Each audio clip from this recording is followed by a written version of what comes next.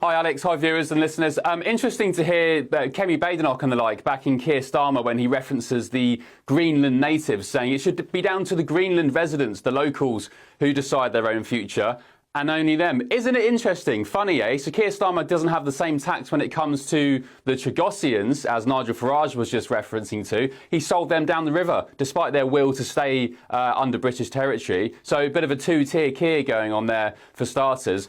This deal, this tariff, is a massive slapdown for the globalists from President Trump just 24 hours, and I don't think it's a coincidence, 24 hours after Mark Carney, the Canadian Prime Minister, probably the biggest globalist in the world, the former Bank of England governor, who went to China, cozied up to President Xi and hailed China as a more reliable partner than the United States. And also, by the way, muttering absolute nonsense about a new world order with Canada and China leading the way. So you've got the new world order stuff, you've got Mark Carney cozying up to the commies in China. Commies are going to commie, eh? And then 24 hours later, President Trump says, do you know what? I'm not having this. You've got the liabilities in Europe sending 1 or 2 troops to Greenland for reasons, as he describes, unknown. You've got Mark Carney going to China to cozy up to the commies there. I'm going to slap you guys with a 10% tariff.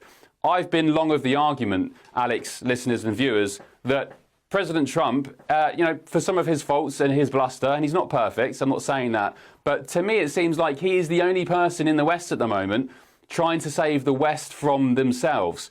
You've got Keir Starmer, who's selling off our own sovereign British territory overseas, and you've got the West generally not taking notice of warnings from the United States. There was a flurry of diplomatic cables which went out to European embassies, including the UK, some weeks ago about the future of Western civilization, warning that it could be under threat if European nations don't sort themselves out. Well, this is just the latest chapter of that. President Trump taking steps to not only secure America's future, but indeed at the same time the West as well. And at the moment, it only seems to be the Trump administration which understands what they're trying to do. Europe yet, some people in Britain even, not catching up to what's going on here. As I said, 24 hours after Mark Carney was in China with President Xi, muttering about the New World Order and calling China a more reliable partner than the US, we have this.